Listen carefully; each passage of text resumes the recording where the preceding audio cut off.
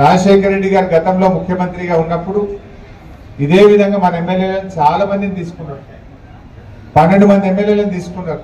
ఇంకా అయిపోయింది BRS party అనుకున్నారు. ఎమ్మెల్యేలు పోయినంత మాత్రాన బీఆర్ఎస్ పార్టీ పని అయిపోలేదు. ఎమ్మెల్యేలు ఉన్నా పోయినా కార్యకర్తలు ఉన్నారు, ప్రజలు ఉన్నారు, మంచి నాయకత్వం మన బీఆర్ఎస్ పార్టీకి ఉంది. అప్పుడు కూడా ఇట్లాంటి కుట్రలే చేసింది. అయిపోయింది అన్నారు. అయిపోయింది అన్నోళ్ళే కాలగర్భంలో కలిసిండ్రు తప్ప బీఆర్ఎస్ పార్టీ మాత్రం నిలబడ్డది. ఇట్లా చాలా కుట్రలు, చాలా ప్రయత్నాలు జరిగినాయి. కానీ ఈ కుట్రలు ఏవి కూడా అవి ఫలించలేదు. అంతిమంగా న్యాయం గెలిచింది, ధర్మం గెలిచింది. బీఆర్ఎస్ పార్టీ అద్భుతమైనటువంటి పాలనను తెలంగాణ ప్రజలకు అందించింది. ఇవాళ రాష్ట్ర ప్రజలందరూ కూడా చూస్తూ ఉన్నారు. రాష్ట్రంలో ఏం జరుగుతుందో కూడా చూస్తూ ఉన్నారు. ప్రజలందరూ కూడా ఇవాళ కేసీఆర్ గారి పాలనను ఇప్పటి ప్రభుత్వ పాలనను కంపేర్ చేసుకుంటున్నారు. నాడెట్లుండే నేడెట్లున్నది అనేది ఇవాళ ప్రజల వాళ్ళ ఆలోచనలో కనబడతా ఉంది మనకు. బట్ ఏదైనా ఇలా ఆలోచించండి. మైపాల్ రెడ్డి గారికి పార్టీ ఏం తక్కువ చేసింది?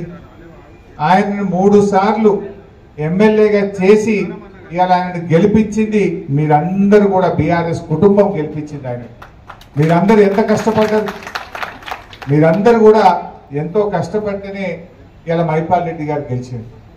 కానీ ఇలా కష్టాలు వస్తాయి. ఓ పార్టీ ప్రతిపక్షంలో ఉంటుంది. 10 ఏళ్ళు మనం ప్రభుత్వంలో ఉన్నాం కదా. 10 ఏళ్ళు ప్రభుత్వంలో ఉన్నప్పుడు మరి ఎన్నో కార్యక్రమాలు చేసినాం. నిజానికి పటాన్ చెరువుకు ఏది చేయలేదో చెప్పండి. ఏది అడిగితే అది పటాన్ చెరువుకు అడగడమే తడువుగా జీవోలు తెచ్చిచ్చిన పటాన్ చెరువు. కొత్త మండలాలు కానీ, మన మున్సిపాలిటీలు కానీ, త్రాగునీరు కానీ, రహదారులు కానీ, అండర్ గ్రౌండ్ డ్రైనేజ్ కానీ, మార్కెట్లు కానీ, స్టేడియంలు కానీ, కాలేజీలు కానీ ఎన్నో రకాలుగా పటాన్ చెరువుకు నిధుల వరద ఒక ప్రవాహంలాగా అందించాం. బట్ అయినా ఎమ్మెల్యే గారు ఎందుకు పోయినా నాకైతే అర్థమవుతుంది. నేను ఇవాళ మీకు చెప్పేది ఒకటే, గూడెం పోయినా గుండె ధైర్యాన్ని మీరు కోల్పోకండి. మేమున్నాం. గూడెం పోయినంత మాత్రాన ఎవరు గుండె ధైర్యం కోల్పోవాల్సిన అవసరం లేదు. బీఆర్ఎస్ పార్టీ మీకు అండగా ఉన్నది. మేమందరం కూడా మిమ్మల్ని కాపాడుకుంటాం. ఎవరైతే ఎమ్మెల్యేలు ఇలా పార్టీ మారినరో వాళ్ళు మాజీలు అయ్యేదాకా నిద్రపోయేది లేదు, వాళ్ళని వదిలిపెట్టేది లేదు. ఇలా ఖచ్చితంగా వాళ్ళు ఏదో రోజు మాజీ కావాల్సిందే, వాళ్ళని మాజీ చేసేది ఖాయం. ఆయనకి మనసు ఎట్లా వచ్చింది మైపాల్ రెడ్డి? అరే నేను 3 సార్లు ఎమ్మెల్యేగా టికెట్ ఇచ్చి నిన్ను గెలిపించి ఇంత గౌరవిస్తే పార్టీ మారడానికి మైపాల్ రెడ్డికి మనసు ఎట్లా వచ్చిందని నేను అడుగుతా ఉన్నాను. ఇది న్యాయమా అని నేను అడుగుతా ఉన్నాను. ఇది నీకు తగునా అని నేను అడుగుతా ఉన్నా. ఒక తల్లిలాగా పార్టీ నిన్ను దగ్గర తీసుకున్నది. ఆనాడు వైసీపీలో నీకు అవకాశం రాక ఇబ్బంది పడితే గుండెకు హత్తుకొని నిన్ను టికెట్ ఇచ్చి గల్లి గల్లి తిరిగి ఇవాళ గెలిపించుకొని కాపాడుకున్నది బీఆర్ఎస్ పార్టీ. నీకు ఎట్లా మనసు వచ్చిందని నేను అడుగుతా ఉన్నా.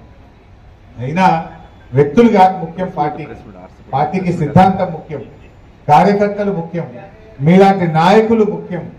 మీకు ఏ ఆపద వచ్చినా, అర్ధరాత్రి ఆపద వచ్చినా నేను మీకు అండగా ఉంటా, ప్రభాకర్ అన్న మీకు అండగా ఉంటాడు. మనకు సీనియర్ నాయకులు మన గౌరవనీయులు భూపాలన్న కానీ, గౌరవనీయులు సత్యన్న కానీ, చాలా శంకరన్న కానీ ఎంతో అనుభవం ఉన్న నాయకులు మనకు ఉన్నారు. వీళ్ళందరూ కూడా మీకు నిలబడ్డారు. నేను కూడా ఎంత దూరం, నాకు సిద్దిపేట దూరం, పటాన్ చెరువు దగ్గర. నాకు పిలిస్తే అర్ధ గంటలు రాగలదు ఇక్కడికి. చాలా దగ్గరగా ఉంటాం. సో అందువల్ల పార్టీని పూర్తి స్థాయిలో రీబిల్డ్ చేసుకుందాం. మళ్ళీ మంచిగా కష్టపడే కార్యకర్తలకు మంచి నాయకత్వాన్ని మీ పటాన్ చెరువు నియోజకవర్గానికి అందిస్తాం.